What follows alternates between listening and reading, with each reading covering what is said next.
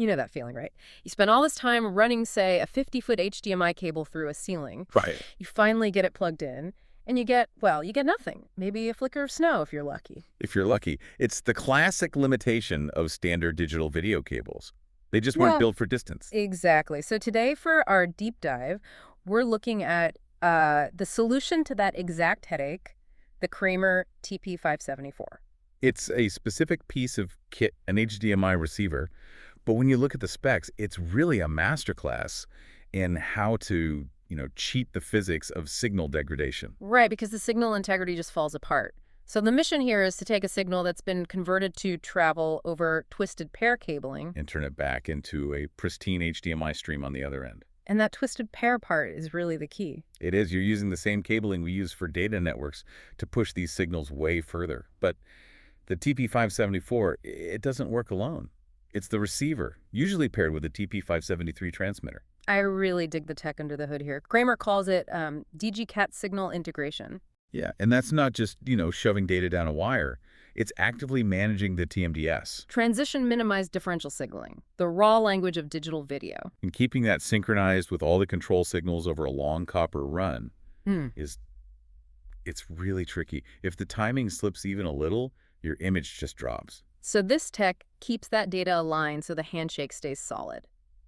Okay, so let's talk about that long copper run. Because the range is impressive, but it all depends on the cable you use, right? Quality matters, absolutely. Yeah. If you're using standard shielded Cat5, you're looking at reliable 1080p video up to about 30 meters, 98 feet. Which is fine for a classroom maybe, but a bit tight for a big auditorium. For sure.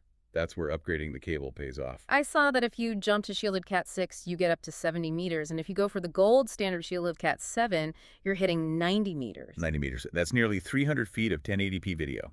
It's the kind of trade-off AV pros have to weigh constantly. And I noticed the emphasis on shielded cable. It's non-negotiable. When you're running high-frequency signals that far, any interference from, say, power lines or fluorescent lights can just kill your picture. Right.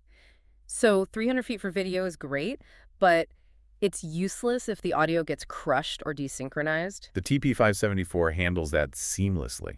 I mean, we're looking at pass-throughs for basically every major format.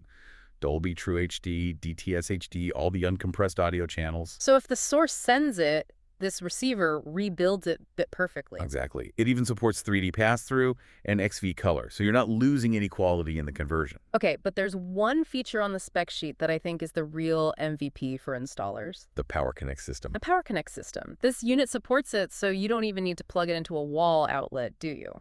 That's correct, as long as the transmitter is powered. The 12-volt power travels over the CCAT cable itself. And think about where these receivers end up tucked behind a super slim TV on a wall where there's never an outlet. And never enough room for a bulky power brick. This eliminates that completely. It also fits the form factor. This compact Digitools design. You can rack mount 3 of them side by side in a single one-use space. Very efficient. It is. But beyond video and power, we also have control. It has ports for RS-232 and IR. That bidirectional interface is what turns it from just a dumb extension cord into a smart system? Absolutely.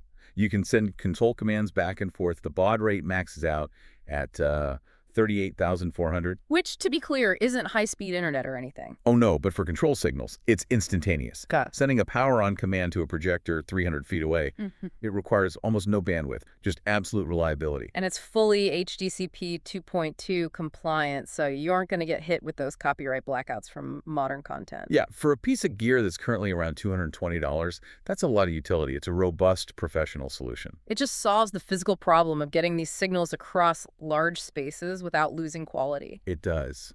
But it really changes the architecture of a room. How so? Well, that's the aha moment for me. When you can reliably separate the display from the source by hundreds of feet, you stop designing rooms around where the computer has to sit. You can just hide all the ugly tech away in a closet. Exactly. And you leave just the experience for the user. Invisible technology is the best technology. Something to think about next time you're designing a media space. Thanks for diving in with us.